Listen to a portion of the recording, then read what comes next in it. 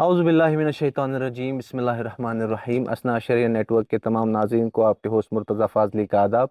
नाज़रीन, जैसा कि आप जानते हैं कि हम करबला सीरीज़ पर फ़िलासफ़ी ऑफ करबला पे एक स्पेशल पॉडकास्ट सीरीज़ चला रहे हैं असना शरिया के डिफरेंट सोशल मीडिया प्लेटफॉर्म्स और केबल नेटवर्क के थ्रू। तो इसी असना में हम कश्मीर पहुँचे हैं। हमारे साथ जुड़े हुए हैं हुज्जतुल इस्लाम वल मुस्लिमीन आगा सैयद आदिल मुर्तज़ा मूसवी साहब।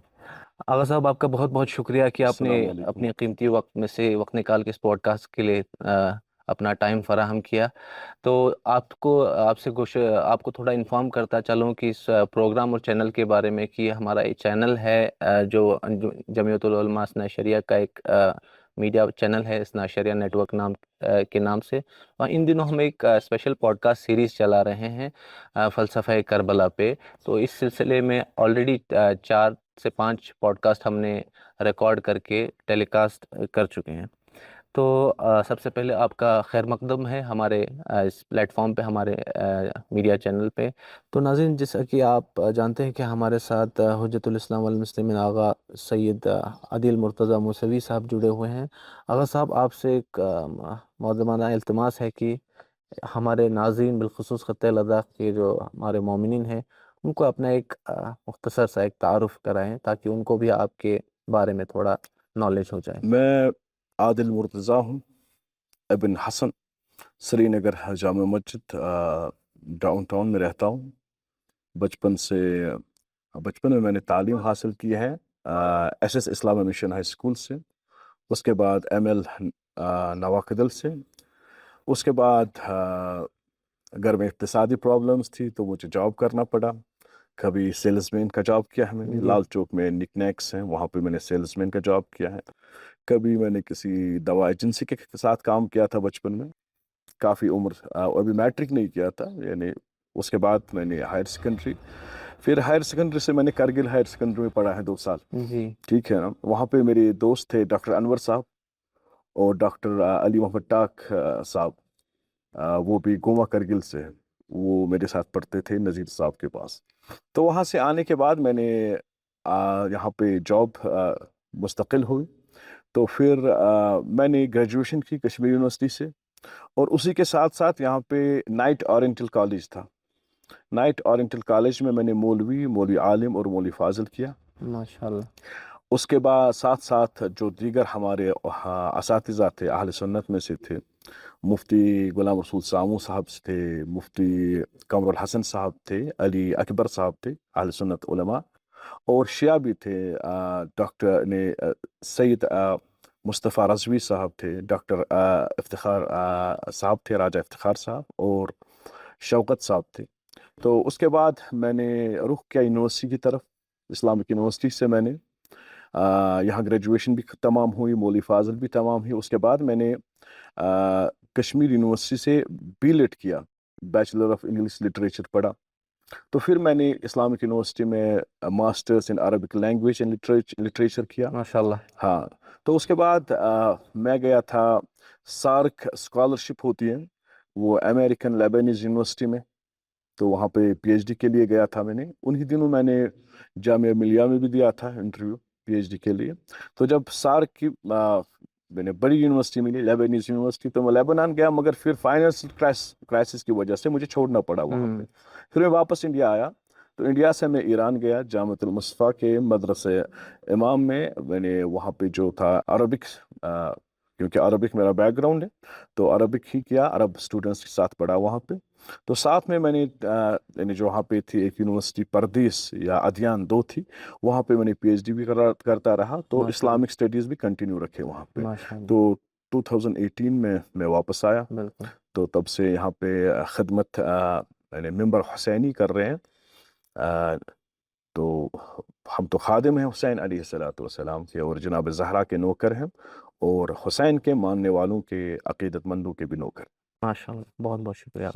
तो हम अगर आपसे अगर गुजारिश करूं तो आज के टॉपिक के बारे में, तो Islamic Islam and contemporary challenges जो हमारे आलम इस्लाम में आज के औकात में जो हमें प्रेजेंट कंटेम्प्रेरी चैलेंजेस जो लाहक है, हम उसी पे हमारी जो आने वाली गुफ्तगू है इसी पर रखेंगे। तो आपसे गुजारिश है कि जो पहला ही जो سوال میرے دماغ میں آتا ہے اس موضوع کو لے کے، تو ظاہر سی بات ہے کہ سائنس اور ٹیکنالوجی کا اس دور میں 21ویں صدی میں بہت غلبہ ہے، اور ہر کوئی ریشنل آدمی ان دو چیزوں سے کافی استفادہ لیتا ہے۔ تو ایسے موقع پہ جو ہم اسلام سے ہم تعلق رکھنے والے لوگ ہیں، ان کے لیے جو مذہب ہے اور جو اسلامی تعلیمات یا اقدار ہے، ان کا کیا رول رہتا ہے، اور اس ایرا میں، سائنس اور ٹیکنالوجی کے ایرا میں، ہم مذہب اور دین اسلام کی تعلیمات سے کس طرح سے استفادہ حاصل کریں؟ بسم الله الرحمن الرحيم الحمد لله رب العالمين والصلاة على نبينا محمد وعلى أهل بيته الطيبين الطاهرين واللعنة الدائمة على أعدائهم أجمعين۔ آپ کا شکریہ کہ ہم اہلاً و سہلاً مرحبا کہ آپ کرگل سے آئے اور اس وقت سری نگر میں ہیں، تو اللہ سبحانہ و تعالیٰ آپ کے توفیقات میں اضافہ کرے، اور آمین۔ ہمارے جتنے بھی بھائی کرگل میں ہیں انہیں صحیح سلامت رکھے اور ہر مصیبت سے، ہر پریشانی سے دور رکھے۔ جس طرح سے آپ نے کوشچن کیا کہ جو ہماری کنٹمپریری یعنی معاصر چیلنج جو ہیں اس وقت، اس وقت دنیا نے ترقی کی ہے۔ جو پہلا زمانہ تھا اس وقت بات ہوتی تھی سپر نیچرل سائنس پہ، اسپرچویلٹی پہ۔ اس وقت دنیا کے جو یعنی ایکیڈمک کہے یا تعلیمی ادارے کہے، ہم دو حصوں میں یہ بٹ گئی ہے۔ ایک ہے نیچرل یعنی طبعی چیزیں جہاں پہ لوگ تجربہ کرتے ہیں اور ایک رزلٹ لاتے ہیں۔ وہ سفر ہائپوتھیسس سے شروع ہوتا ہے اور اس کے بعد کچھ تجربے کے صورت میں ہمارے سامنے پیش کیا جاتا ہے، جسے ہم سائنس کہتے ہیں۔ اس سفر کی جو شروعات ہے، جس طرح اللہ سبحانہ و تعالیٰ قرآن میں ارشاد فرماتے ہیں کہ یعنی اٹ سٹارٹس فرام نتھنگ، جس کو ریسرچ کے میدان میں ہم ہائپوتھیسس کہتے ہیں، یعنی ما لم یعلم سے یہ شروع ہوتا ہے سفر اور کسی نتیجے پہ رکتا ہے۔ اور دوسری طرف ہمارے پاس جو ہے اسلام ہو یا باقی ادیان ہو، وہ اسپرچویلٹی ہو، سپر نیچرل تعلیمات ہو جس میں مورل ایجوکیشن آتی ہے۔ ہاں، زمانے میں سائنس کے میدان میں بہت ترقی کی ہے اور اکثر لوگوں کے رجحان جو ہیں، انکلنیشن ہے، وہ اسی کی جانب ہے۔ مگر دوسری جانب ہم جب دیکھتے ہیں ہر کوئی جو سوسائٹی ہو، چاہے وہ نان مسلم سوسائٹی ہو یا مسلم سوسائٹی ہو، ہمیں روحانیت کی ضرورت ہے، ہمیں مورل ایجوکیشن، اخلاقیات کی ضرورت ہے۔ تو دیر از a space, we can say there is interrelated can say chain between religion and science. مذہب اور سائنس کے درمیان ایک واسطہ ہے۔ وہ جس طرح ہم دیکھیں کہ جتنے پرانے متقدمین سائنٹسٹ تھے، علماء تھے، انہوں نے بھی سائنس کے میدان میں زور آزمائی کی اور بہت ہی مثبت نتائج دیے تھے، خاص کر مسلم سائنٹسٹ نے۔ یعنی علی رغم کہ وہ مسلمان تھے، علی رغم کہ وہ شیعہ تھے، علی رغم کہ وہ کسی بھی مذہب سے، مگر انہوں نے سائنس کے میدان میں بہت کام کیا۔ تو اس دور میں جو ہمارے نوجوان ہیں، مسلمان ہیں، جو اس میدان میں سائنٹیفک ورلڈ میں جو قدم رکھے ہوئے ہیں، انہیں بھی اپنے اسلاف کی تعلیمات پہ ان کی جو کنٹریبیوشن ہے اسے مد نظر رکھتے ہوئے دیکھنا ہے کہ جس طرح سے ابو علی سینا ایک مسلمان ہو کے اس نے سائنس کے میدان میں کام کیا، فارابی نے مسلمان ہو کے سائنس کے میدان میں کام کیا، اور جتنے بھی باقی یعنی الجبر یا باقی جتنے علماء تھے، انہوں نے مسلمان ہوتے ہوئے بھی سائنس کے میدان میں کام کیا۔ یعنی ان کا مسلمان ہونا یا سائنس کے میدان میں ہونا، اس میں کوئی کانٹری نہیں تھا، اس میں کوئی تضاد نہیں تھا۔ انہوں نے دونوں میدانوں میں خدمت حاصل کی۔ مگر اس وقت ایک خاص طبقہ ہے دنیا میں، وہ چاہتے ہیں کہ سائنٹیفک ورلڈ یا نیچرل چیزوں کو استعمال کرے علیہ دین، یعنی ضد اسلام یا ضد کرسچینٹی یا ضد ہندوازم۔ مگر سائنس جتنی بھی ترقی کرے، مگر بہرحال انسانی سوسائٹی ہو جو ہے، انہیں ہمیں اخلاقیات کی ضرورت ہے۔ We need moral education. मजहब के बिना मॉरल एजुकेशन मुमकिन नहीं है। साइंस और मॉरलिटी का कोई वास्ता नहीं है, बिल्कुल साइंस और एथिक्स का कोई रिश्ता नहीं है, साइंस और लॉ उसका कोई यानी वास्ता नहीं है, यानी कहीं दूर दूर तक साइंस और जो सिस्टम है उसका कोई वाबस्तगी नहीं है, जो सोशल साइंस हम कहते हैं। फिर भी इंसान को आना पड़ता है जो स्पिरिचुअलिटी की तरफ। तो इस दौर में जो हमें असल चैलेंजेस हैं वो स्पिरिचुअलिटी पे होते हैं, वो मजहब पे होते हैं। लोगों की यानी जो हम कहते हैं एल्यूमिनाइटी फिक्र, दजाली फिक्र, उनका मकसद है कि लोगों को वाले लोगों को हम स्पिरिचुअलिटी से दूर रखें। अगर थोड़ी सी तारीख पे जाए, जो फ्री मैसन आइडियोलॉजी है ये सुलेमान के ज़माने से थी। मेरी एक इस पे किताब है, तो उस पे मैंने तकरीबन 184 पेजेस है। तो one guy in Islamic society, he is a well known person. Mr. X was a Freemason in Islam. So there were many, even a companion of Prophet sallallahu alaihi wasallam who were influenced by the Freemason ideology. और ये Freemason जो है ये सुलेमान के ज़माने से, वमा कफ़रा Suleman, हब्रू community है इस बनी इसराइल। तो ये तो उसी से निकला है ना। तो बाद में ये तरक्की होके इस दौर में आया है एल्यूमिनाइटीज। अदरवाइज इट्स ओल्ड, हमेशा से मौजूद, हमेशा से इनका मकसद है जिद्द दीन है ये। तो बड़े बड़े जो मैंने they were reformers, they have background, they have Illuminati background, they are Freemasons. तो उनका मकसद यही है कि लोगों को दीन से दूर करें। ये बड़ा चैलेंज है, ये यानी सामने नहीं आते हैं, दर पर्दा ये लोग जंग करते हैं। कभी ये इस्लाम के लिबादे में आते हैं, कभी रिफॉर्मेशन के लिबादे में आते हैं, कभी एजुकेशन के लिबादे में, कभी दूसरे लिबादे में। इनका मकसद यही है कि लोगों को दीन से दूर करें। बिल्कुल, this is the main challenge which we have. So we have unknown enemy. हमारा जो दुश्मन है ये गैर मारूफ है, पिनहा है। तो हमें फिर आइडेंटिफाई करना है अपने जवानों को, पहले जो एथिक्स और मॉरलिटी इसको हमें पुख्ता करना है। जो मकसद रिसालत भी यही था। जब हम देखते हैं कि हमारे पैगंबर जनाब मोहम्मद अरबी सल्लल्लाहु अलैहि वसल्लम का इरशाद गिरामी है, इन्नमा बुइस्तु लिउतम्मिम मकारिम अल-अखलाक। प्रॉफिट सल्लल्लाहु अलैहि वसल्लम इनकम्पास करते हैं अपने मिशन को जी। इन्नमा व्हाटएवर इज माय मिशन इस मकारिम अल-अखलाक, एथिक्स एंड मॉरलिटी। बिल्कुल, अगर हम प्रेजेंट जितने भी हमारे चैलेंज हैं उनका जवाब है, जितनी मॉरली हमारी सोसाइटी रिच होगी उतने सद्भाव हो सकते हैं इन चीज़ों का। और साहब जैसे आपने बखूबी एक बहुत फसीह व बलीग अंदाज में एक रिलेट किया है किस तरह से मॉरल एथिक्स या रिलीजियस जो प्रिंसिपल्स हैं या तालीमात किस तरह से हर एक फील्ड को जोड़ता है, और आज के जवानों के लिए बहुत ज़रूरी है मॉरलिटी को सोसाइटी में मेंटेन के लिए। तो यहाँ मॉरलिटी की अगर हम बात करें तो इल्म का एक बहुत इम्पोर्टेंस रहता है हर एक समाज में, और दीन इस्लाम में तो इल्म की बहुत ज़्यादा इम्पोर्टेंस दी गई है, एम्फसाइज किया गया है इल्म के हुसूल के। तो इल्म और मोहम्मद आले मोहम्मद को आप किस तरह से रिलेट करते हैं, और किसी तरह का भी इल्म जो है उसको हासिल करने में हम मकतब अहले बैत या दर अहले बैत से किस तरह से इस्तिफादा हासिल कर सकते हैं?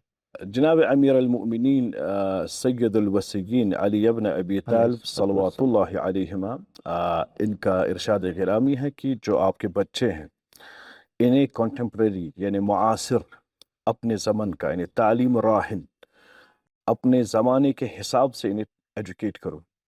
यानी इन्हें वो जो पुराना है, बोसीदा है, जो आउटडेटेड तालीम है वो देने में कोई फ़ायदा नहीं है। It's fertile.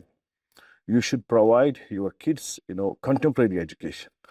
यानी अगर हमें इस वक्त मुआसिर यानी वक्त के हिसाब से चैलेंज हैं, our kids they must have the same knowledge education। तो अमीर अल-मुमिनीन अलैहिस्सलातु वस्सलाम यहाँ पे इन्हें बेहतरीन यूनिवर्सल कैन से कलाम है अमीर अल-मुमिनीन अलैहिस्सलाम, ये जामे और मान्य अपने बच्चों को उनके ज़माने के हिसाब से एजुकेट करो। ऐसा नहीं है कि भाई पुराने ज़माने में मश्क लिखी जाती थी और फिर आखून साहब के पास जाते थे। हाँ, we need in some places where we don't have these facilities, we need the same method.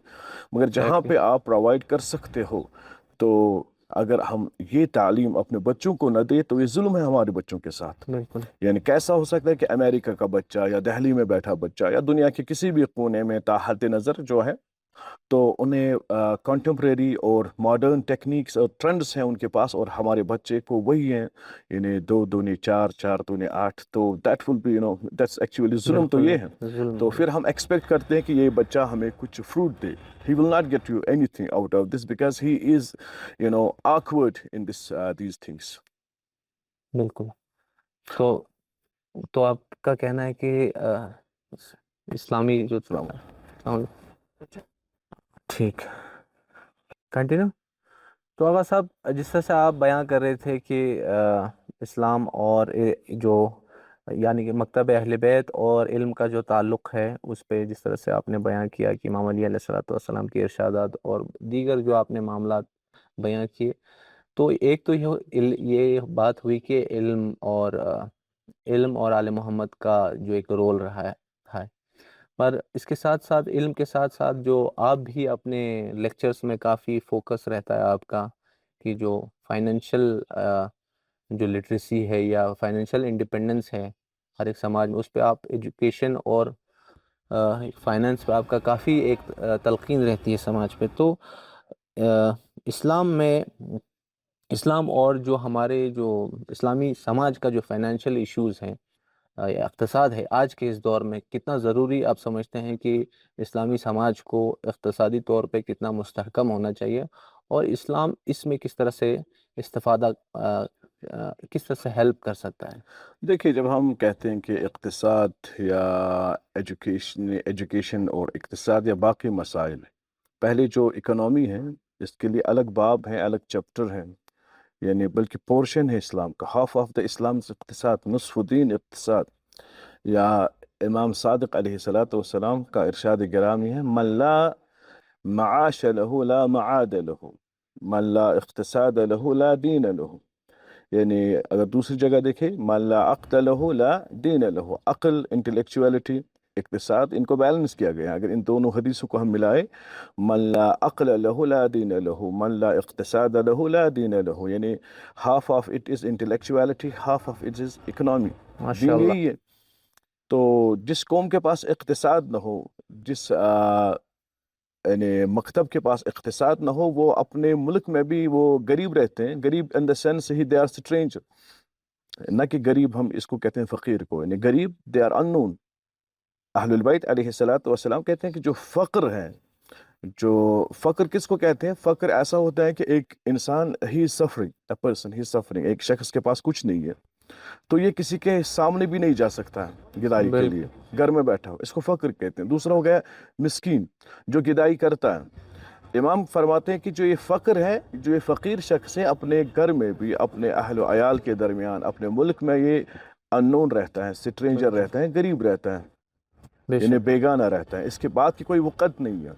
अगर हम पूरे हिंदुस्तान के शियों की बात करें, we are approximately more than 8 crore. मगर हमारा रोल क्या है? हमारी एग्जिस्टेंस कहाँ है इंडियन सोसाइटी में? प्रॉब्लम यही है कि हमारा इकोनॉमी में कोई हाथ कंट्रीब्यूशन नहीं है। हाँ, तो हमारा कोई जो इकोनॉमी होगी, लिमिटेड सोर्सेज पे होगी, कुछ वो जॉइंट वेंचर जैसा नहीं है। यानी काश के हिंदुस्तान के जितने भी जिस तरह से बहुत ही ऑर्गेनाइज्ड हैं पूरे, मगर जो इतना अशरिया है, we are more than 8 crore.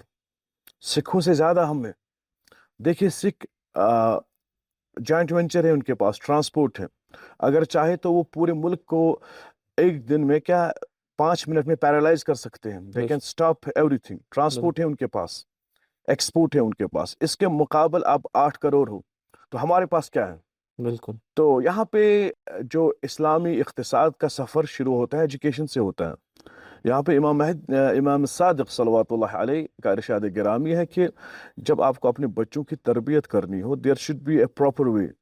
इमाम फरमाते हैं कि उतरकूहुम सबआ, अद्दिबूहुम सबआ, शावरूहुम सबआ। जो आपके बच्चे हैं, leave them 7 years, let them explore. आज कहते हैं कि modern science, let them explore by self, they will see the world, they will see everything. Don't pressurize them, don't beat them, don't hit them, let them be intellectuals. Intellectuality किसी मदरसे या किसी school में नहीं पढ़ाई जाती है। खुद जितना कि बच्चा एक्सप्लोर करेगा, उतनी उसकी हद लेवल बढ़ जाएगी, पर्सनल जर्नी। तो इमाम सादिक़ अलैहिस्सलातु वस्सलाम के बेहतरीन नुस्खा है कि अपने बच्चों को 7 साल तक explore, let them see, let them check, let them observe.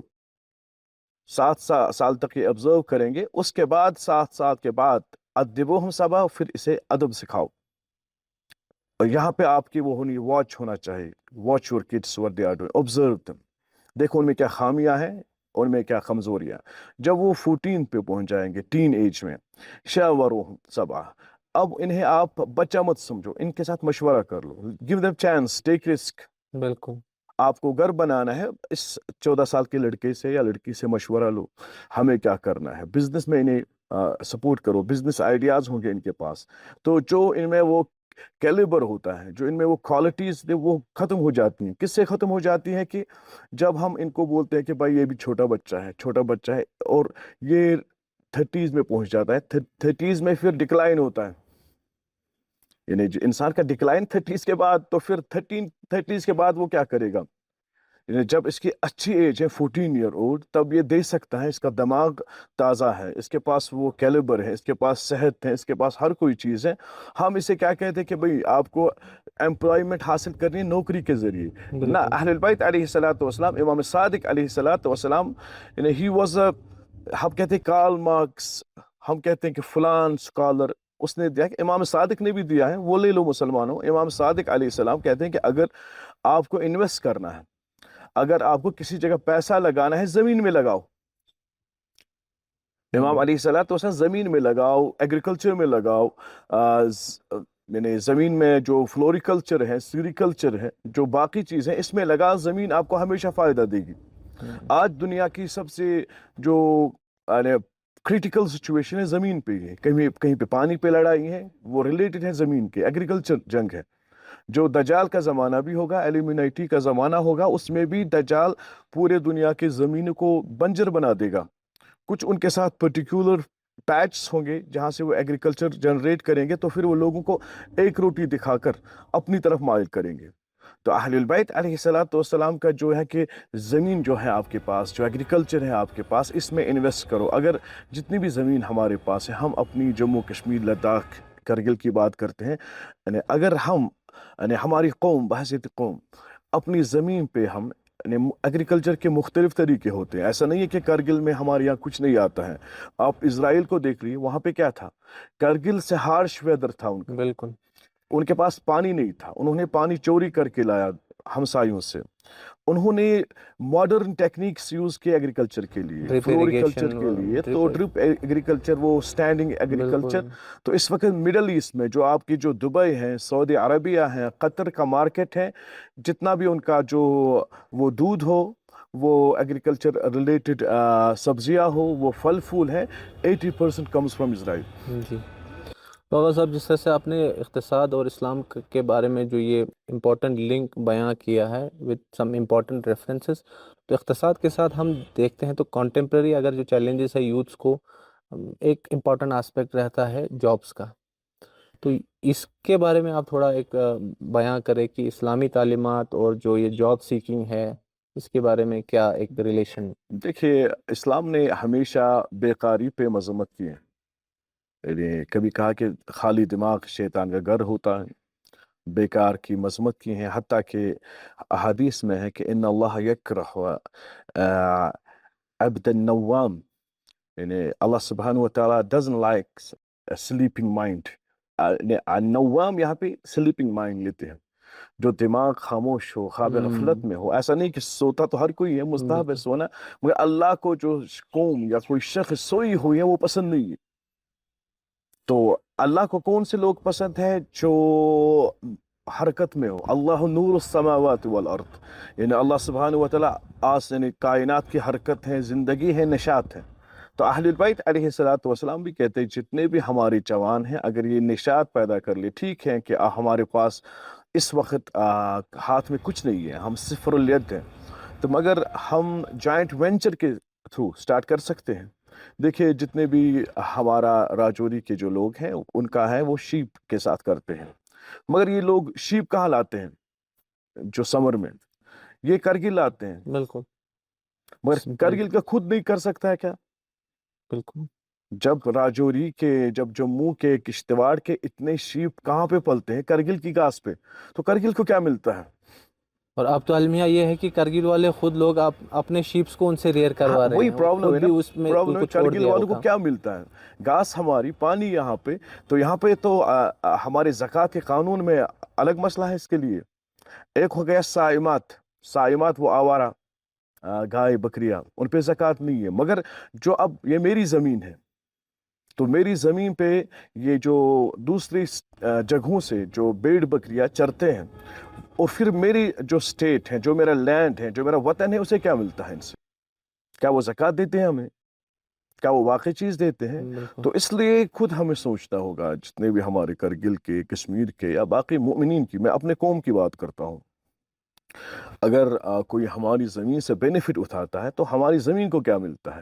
ہم اس کے تھرو کتنا جاب جنریٹ کر سکتے ہیں، کتنا ریونیو جنریٹ کر سکتے ہیں، اور اپنی قوم کو کس طرح سے ہم ترقی دے سکتے ہیں. اور ریونیو جنریشن پہ یا جاب جنریشن پہ یا انٹرپرینورشپ پہ آپ کیا ایک ایڈوائس دینا چاہیں گے لداخ کے عوام بالخصوص ضلع کرگل پہ؟ اس دور میں دیکھیے، کرگل کے پاس ہیں کیپیسٹی ہیں، بہت ہی کیپیسٹی ہیں، چاہے وہ ٹورزم ہو، چاہے وہ ایگریکلچر ہو، چاہے وہ ان کا جو، اگر ہم خالی ایک پروڈکٹ لیں، خوبانی کا پروڈکٹ.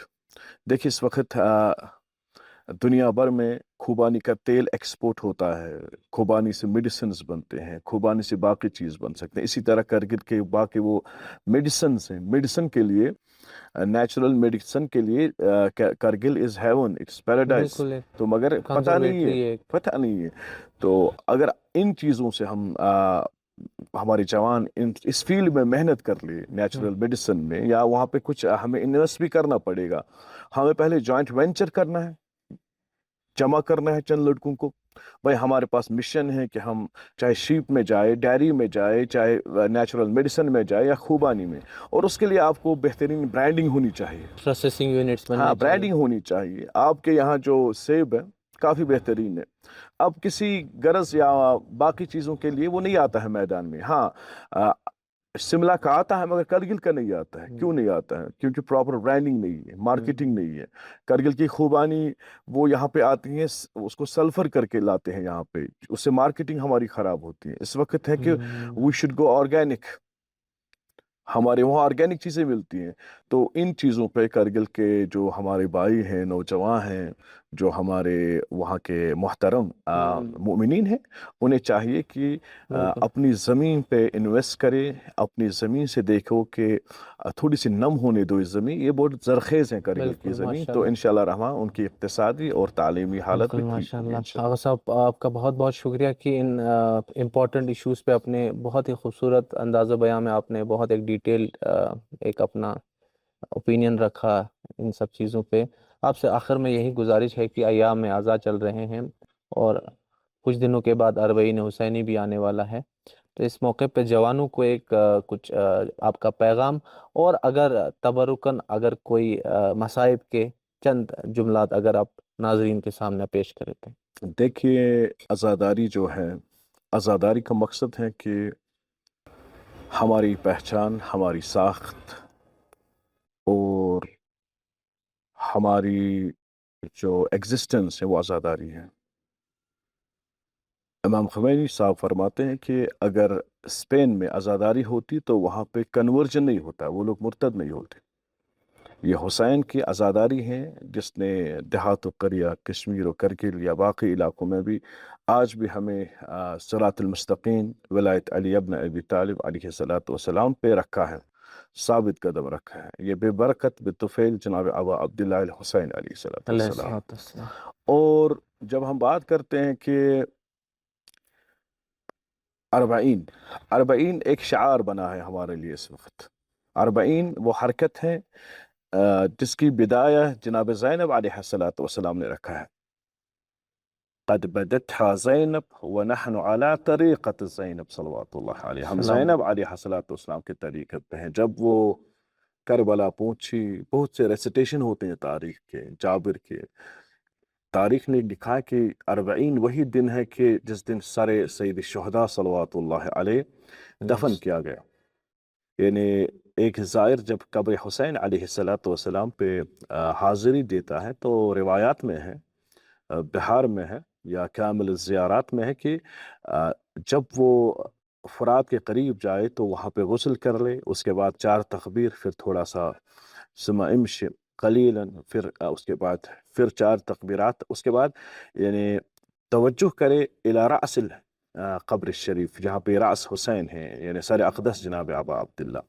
یعنی جس طرح سے ہم ایک میت کو دفن کرتے ہیں، ایک انسان کو دفن کرتے ہیں، پہلے ہم سر کی جانب بھی جاتے ہیں. تو یہاں پہ بھی جو کربلا جانا ہے کہ یہ وہی روز اربعین ہے، اس کی تاسیس اور احیاء کرنا ہے کہ آج ہی حسین دفن ہوئے ہیں، آج ہی یہ واقعہ پیش آیا ہے، یہ 14 سال یا ہسٹری میں نہیں ہوا ہے، this is the right now it happen. So ایک جوان کے دل میں ہونا چاہیے، وہ مظلومیت ہونی چاہیے جناب ابا عبداللہ حسین علیہ السلام، یعنی کہ کس طرح سے ان کے جسد عظیم کو جو زمین پہ، جس کا کھانا حرام ہے، یعنی روایت ہے کہ جو آل محمد کے اجسام ہیں زمین انہیں خراب نہیں کر سکتے، زمین پہ یہ حرام کیے گئے ہیں. اللہ یعنی جو زخم مولا حسین کو کربلا میں لگے ہیں آج بھی وہی ہرے بھرے ہیں، آج بھی وہ تازہ زخم ہیں جناب حسین کے، آج بھی ان گودوں کے قدموں کے سمو کے نشان آپ کے جسد اتھر پہ اسی طرح ہے. جی آج بھی علی اکبر علیہ السلام کے قلب اقدس پہ وہی برچھی لگی ہے، آج بھی جناب علی اصغر کا گلا زخمی ہے. وہ زخم تو ہرے ہیں، وہ زخم پرانے نہیں ہوئے ہیں، کیونکہ زمین ان اجسام کو نقصان نہیں پہنچا سکتی ہے، وہ ویسے کے ویسے ہیں. آج بھی میرے حسین کے جسم سے اسی طرح سے خون بہتا ہے جس طرح روز عاشور بہا ہے. ایک انسان کو جب وہ ان مقامات پہ جائے یا توجہ کرے الی قبر الحسین علیہ السلام، یہ اربعین کا موقع وہی ہے، اسی طرح میرے حسین کا جسم تازہ ہے، اسی طرح وہ تاریخ زندہ ہے، اور اسی طرح اللہ اکبر. ہمیں بھی چاہیے کہ اس روز عاشورہ، روز حسین کو زندگی کے ہر شعبے میں ہم اس کو زندہ کریں. یعنی حسینیت اور حسین علیہ السلام کی عزاداری ہم میں ایک ہیومن کو پیدا کرتی ہے، ہمارے دلوں کو نرم رکھتی ہے، بالکل. اور ہمیں ظلم اور جبر و اکراہ اور دہشت گردی سے بچا کے رکھتی ہے. بہت بہت شکریہ آغا صاحب. ہم آپ کے بہت بہت شکر گزار ہیں کہ ایک تو آپ نے ان موضوعات پہ ایک اپنی ایک بہت ہی فصاحت اور بلاغت سے گفتگو کی، اور آخر میں مصائب ابا عبداللہ الحسین علیہ السلام سے ہمیں سرفراز کیا. ہمارے ناظرین کو ہم اس کے بہت بہت مشکور ہیں. اللہ تعالیٰ آپ کو اس کا ریٹرن دے انشاءاللہ، اس دنیا میں اور آخرت میں بھی انشاءاللہ آپ کو بھی. جی. اسی کے ساتھ میں ایک اور بار آپ سے شکریہ ادا کرتا ہوں کہ اس پروگرام میں آنے کے لیے، زحمت دینے کے لیے، اور ہمارے اس پوڈ کاسٹ سیریز کا اس میں کنٹریبیوٹ کرنے کے لیے. تو ناظرین، اسی کے ساتھ پوڈ کاسٹ سیریز کے اس ایپیسوڈ کو ہم اختتام کرتے ہیں. تو ہم آپ سے پھر ایک بار بتائیں کہ آج کے اس پوڈ کاسٹ میں ہمارے ساتھ جڑے ہوئے تھے حجت الاسلام والمسلمین آغا سید عادل مرتضیٰ موسوی صاحب، جنہوں نے آج کے اس اہم موضوع پہ کافی ایک بہت اچھی گفتگو کی. ہم امید رکھتے ہیں کہ آنے والے اوقات میں بھی آغا صاحب کا ہمارے ساتھ کولیبریشن کنٹینیو رہے گا. اور اسی کے ساتھ اپنے ہوسٹ مرتضیٰ فاضلی کو اجازت دیجیے. ہم پوڈ کاسٹ سیریز کے کسی اور ایک ایپیسوڈ میں آپ سے ملاقات کریں گے. تب تک کے لیے دیجیے اجازت. خدا حافظ.